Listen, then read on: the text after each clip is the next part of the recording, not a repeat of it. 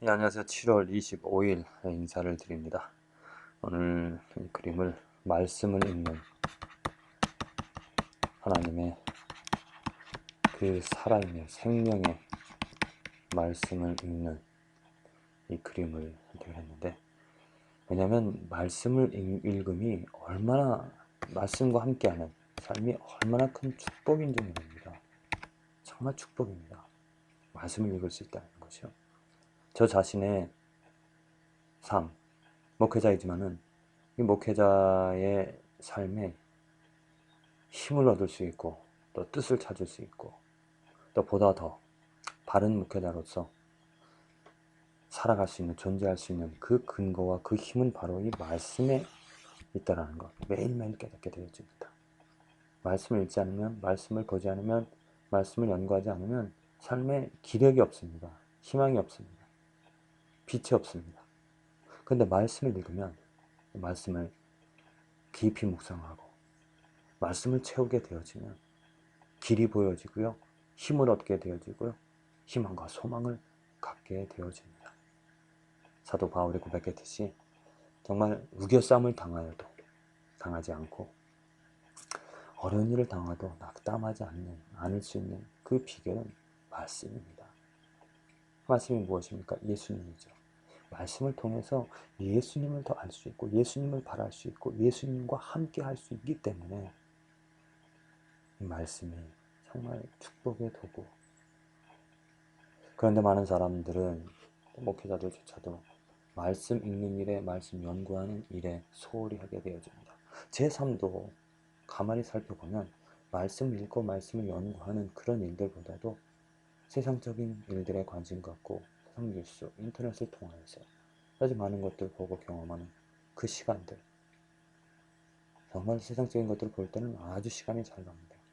근데 말씀을 연구하고 보고 그런 것들은 뭐 때로는 즐겁고 감사한 깨달음을 갖게 되었지만 있겠지만 정말 힘들고 어려운 그런 어떤 돌을 닦는 것과 같은 그러한 순간들이 있는데요.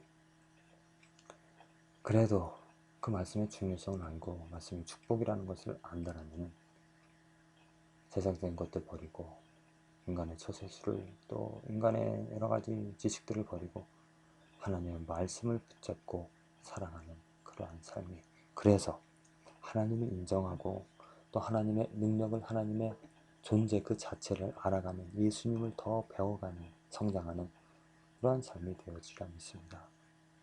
오늘 말씀 가운데서도 말씀을 통하여서, 오늘 이 말씀을 통하여서 하나님이 누구인지, 내가 하나님을 어떻게 섬겨야 되는지에 대해서 우리는 배울 수가 있죠. 사도행전 12장 1절에서 5절에 기록이 되어져 있습니다.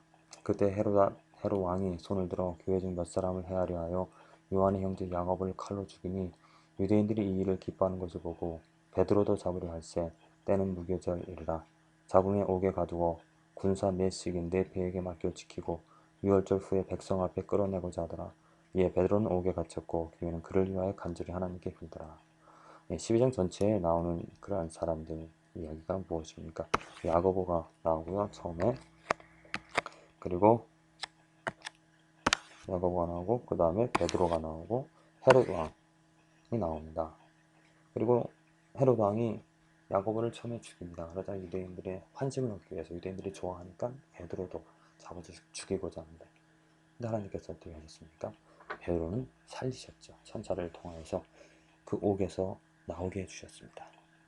그리고 나서 또 이 헤롯 왕이 자기의 큰 권세, 그 사람들로부터 칭찬을 받는 것에 대하여서 하나님께 영광 돌리지 않았습니다. 그래서 하나님께서 그를 또 치셨습니다. 죽게 하셨죠. 자, 이런 것을 보면서 이 죽음, 삶과 죽음을 주관하시는 이 하나님이 어찌 보면 불공평하다라고 우리는 생각할 수가 있습니다. 그렇죠? 그러잖아요. 왜 야고보는 죽게 하시고 베드로는 살리십니까? 야고보는 죽게 하시고 베드로는 살려주시는 그런 것을 볼 때 참으로 이해하기 어려운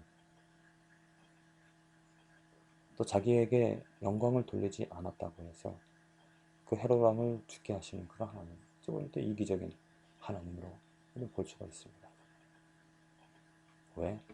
하나님이 불공평하다라고 말할 수 없는 이유는 뭐냐면 바로 인간, 내 사고, 내 중심에서 모든 사건들을 해석하기 때문에 당연히 하나님을 이해할 수 없고 불공평하고 편협하고 이기적인 그런 존재로 인식이 되어질 수밖에 없습니다. 그러나 하나님 중심으로 우리는 다 알 수 없습니다. 헤아릴 수 없습니다. 왜 베드로는 살리시고 야고보는 죽이셨는지 우리는 다 헤아릴 수 없습니다. 하지만 하나님이 하셨다는 것이죠. 그 헤롯 왕도 당연히 하나님의 만물의 주인이시기 때문에 그 하나님 중심으로 따졌을 때 그 주인을 무시하고 자기 뜻대로 살아가는 그런 헤롯은 당연히 죽어야 되죠. 이렇게 하나님 중심과 인간 중심의 가치관과 사고는 분명한 차이를 우리에게 주고 있습니다. 하나님 중심의 사고가, 중심의 삶이 우리들에게 필요한 것이죠. 그렇습니다. 하나님이 나를 지금 오늘 살려주시는 것이죠. 내가 살아갈 수 있는 능력이, 호흡할 수 있는 능력이 있어서 오늘 내가 살아있다라는 이 순간에 말하고 있음이 아니라 하나님이 허용하시고 허락하시고 이끌어 가시기 때문입니다. 이 역사를 하나님이 주관하시기 때문입니다. 내가 당하는 고난, 어려움 속에서도 감사하고 기대하며 소망하며 살아갈 수 있는 이유는 하나님 때문이죠. 왜? 하나님을 찾고 하나님을 바라고 하나님을 의지하며 살아가기 때문에 이 삶에 대하여서 분명히 하나님께서 하나님을 바라는, 하나님을 사모하는, 또 하나님을 인정하는 그 하나님의 뜻에 순종하는, 함께하는 그러한 사람들을 통하여서 하나님의 이름을 높이고 하나님의 뜻을 이루어가기 때문에 내가 오늘 우리 삶에서 행할 수 있는 것은 첫 번째로는 감사합니다. 그 크신 분이, 그 능력자가, 창조주가, 구원자가, 섭리자가 나에게 오늘 하루 살아갈 수 있는 기회를 주셨다라는 것, 감사를 드리며 찬양을 드립니다. 그리고 오늘 내 할 일에 있어서 얼마나 내가 하나님을 인정하고 또 하나님을 알고 하나님을 기대하며 살아가는가. 자, 오늘 하루 우리에게 주어졌습니다.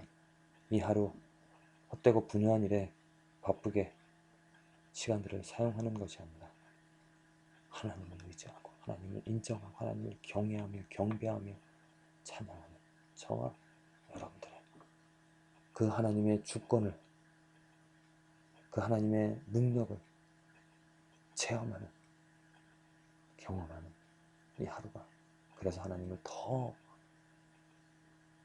경배하는 것이 얼마나 축복인지를 깨닫게 되어지는 하루가 되어지기를 기도를 드립니다.